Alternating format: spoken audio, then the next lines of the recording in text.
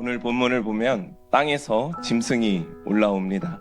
근데 땅에서 올라오는 이 짐승을 보니까 어린 양같이 두 뿔이 있대요. 그리고 용처럼 말을 한다고 합니다. 그렇습니다. 한마디로 생긴 건 어린 양처럼 순한데 말을 하는 거 보니까 용처럼 사탄처럼 말을 한다라는 거예요. 누구를 이야기하는 걸까요? 거짓 선지자들을 이야기하는 것이죠. 생긴 건 착하게 생겼는데 하는 말을 보면은 미혹하는 말들로 가득하더라는 거예요. 여러분, 사탄은요 절대 창의적일 수 없습니다. 그런데 이들이 머리가 얼마나 똑똑한지 몰라요. 그래서 모방에 있어서는 최고의 모방가들이라고 봐도 과언이 아닙니다. 그래서 우리가 조심해야 되는 게 있죠. 하나님이 하시는 모든 형태를 이들이 본떠서요, 하나님이 하시는 말씀도 흉내를 내는 거죠. 진짜 진리가 있는 게 아니라 흉내를 내고요, 말씀도 우리보다 더 많이 알고 있을지도 몰라요. 모르는 게 아니라 사실이에요. 그래서 여러분, 신앙은요, 우리가 말씀을 좀 많이 안다고 신앙생활을 잘하는 게 아니에요. 진짜 신앙인은 뭐냐? 그 말씀을 행하여 성령의 9가지 열매가 나타나야 된다라는 거예요. 저는 저와 여러분이 양처럼 생기고 양처럼 말하는 자들 되기를 축복합니다. 양은 양의 말을 해야 되고요, 사람은 사람의 말을 해야 되는 거죠. 근데 가끔 사람이 사람의 말을 안 하는 경우가 있어서 우리가 관계에 문제가 생기는 경우들이 있어요. 그리고 하나님의 백성은 어떤 말을 해야 돼요? 하나님의 뜻을 말하는 자가 되어야 되는 것이죠. 그렇지 않기 때문에 우리가 자꾸 죄 가운데 있는 거예요. 사람들이요, 이단에 빠질 때에는 처음에는 모르고 빠지죠. 모르고 빠집니다. 이단인 줄 모르고 빠져요.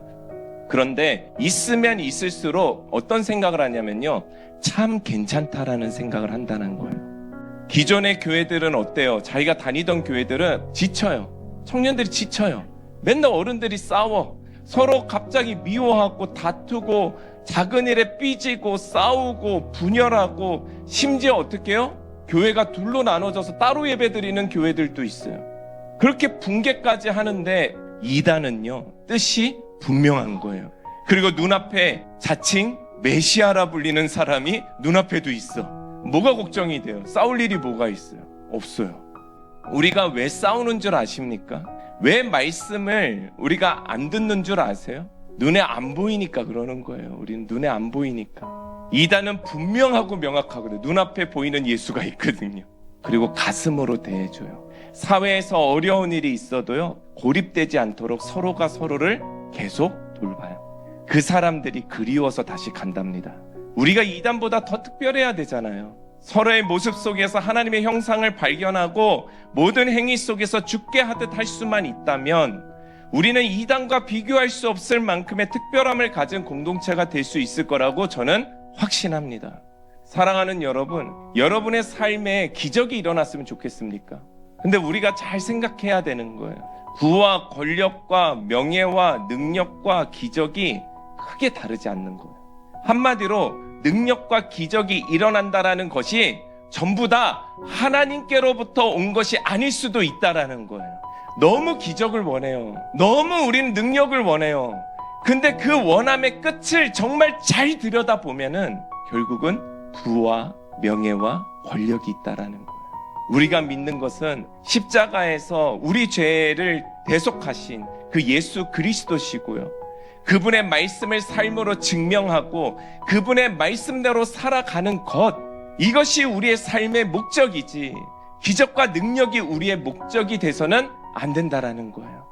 다시 본문을 보면 이들이 하는 일이 무엇인가 보면요, 이런 이적이나 기적 같은 능력을 갖고 있는 사람들을 현혹해서 결국은 짐승에게, 당시로서는 로마 황제에게 절하게 만드는 것, 섬기게 만드는 것, 우상 숭배하게 하는 것, 결국은 이것이 목적에 있다라는 거죠.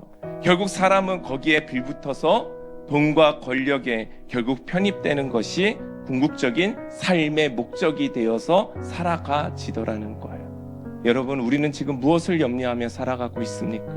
무엇 때문에 우리는 그토록 두려워하는 삶을 살아가고 있습니까? 결국 진정한 순교의 삶을 살아가는 이들을 통해 우리가 비춰본다면 이 모든 것들은 결국 우리의 염려와 근심, 두려움들을 지키고자 하는 그 세속화에서 온 것이 아닙니까? 결국 오늘 본문을 다시 보니까 그가 모든 자, 곧 작은 자나 큰 자나 부자나 가난한 자나 자유인이나 종들에게 그 오른손이나 이마에 표를 받게 했대요. 또 하나님을 흉내내요, 사탄이. 하나님께서 믿는 자들에게 인치심을 주듯이 이들도 손이나 이마에 표를 받게 하겠다라는 거예요. 또 17절을 보면요, 이 표를 가진 자 외에는 매매를 못하게 한대요. 신전을 세우는 조합들이 있었어요. 이들이 신전을 하나의 트렌드나 유행으로 만들어버렸기 때문에 신전에서 황제를 숭배하는 자들은 어떤 것도, 신전을 숭배를 거부하는 자들은 어떤 것들도 매매를 하지 못하는 거예요. 경제생활을 초대교인들이 할 수 있었을까요? 어려웠어요. 저는 지금도 그리스도인들을 무너뜨리는 세력들이 분명히 존재한다고 믿습니다.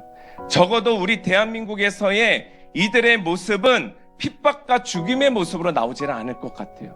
유혹과 미혹을 불어넣어서 성도들이 교회는 다니지만 신전의 트렌드가 있는 것처럼 이 세속화의 물결에 빠져서 허우적대게 만들고요, 세속의 관점과 세속의 가치관으로 교회를 더욱 어렵게 만들고요, 편안함과 안락함을 추구하게 함으로써 하나님의 역사와 하나님의 뜻을 이루는 자가 되게 하기보다는 하나님의 말씀을 강요로 느끼게 만들고 부담으로 느끼게 만들어서 결국 하나님을 떠나게 만드는 자들이 있다라는 거예요.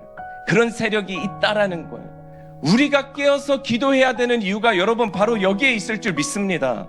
시대를 넘어서서요, 예수를 믿는 사람은 고난을 받게 되어 있어요.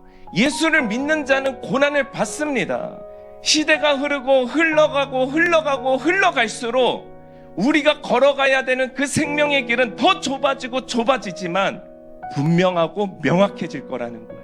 세상은 신전의 트렌드처럼 세상의 세속화 가운데 숭배하지 않는 사람들에게 더 좁은 길을 강요할 거예요. 그럴 때 우리가 오늘 읽은 이 히브리서 11장 말씀을 기억했으면 좋겠어요.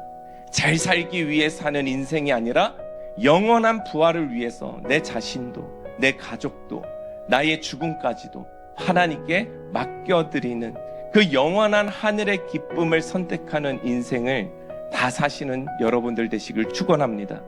여러분, 그러나 안심하시길 바라요. 짐승의 표를 받은 사람들과 하나님의 인치심을 받은 사람들의 마지막은 다르다라는 거예요. 우리에게 지금 필요한 건 뭡니까? 이 마지막 때를 살아가면서 우리에게 필요한 건 뭡니까? 인내와 오래 참음이에요. 변질되지 말아야 합니다. 버티고 견뎌야 합니다. 주님 곧 오세요. 아멘. 네, 주님 곧 오십니다. 요한을 통해 요한계시록을 하나님께 쓰게 하신 이유가 뭡니까? 여러 환난들이 너희에게 있을 거야. 그러나 결국 이겨내는 놀라운 하나님의 나라가 있다라는 것을 잊지 말아라. 그 하나님의 나라를 보는 사람은 이 땅에 무엇도 두려워하지 않는 신앙을 갖고 살아갈 거예요. 그래서 우리는 기도할 때 무엇을 위해 먼저 기도해야 됩니까? 그의 나라와 그의 의를 위해 구해야 되는 거예요. 사랑하는 우리 성도 여러분, 우리는 지금 이 마지막 때를 살아가고 있는 자들입니다. 산다라는 것 자체가 얼마나 위험천만한 일인지 모릅니다.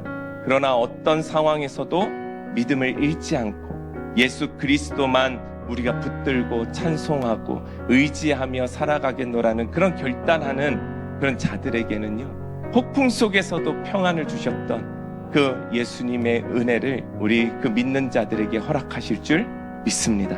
마지막 때의 진정한 승리는요, 믿음이에요. 하나님께 그 부활의 신앙을 믿으시고 여러분의 삶을 맡기세요. 여러분의 자녀를 맡기세요. 여러분의 재정을 맡기세요. 믿음으로 맡길 때 이 마지막 때 진정한 승리를 이루는 저와 여러분들 다 되시게 될 줄 믿습니다.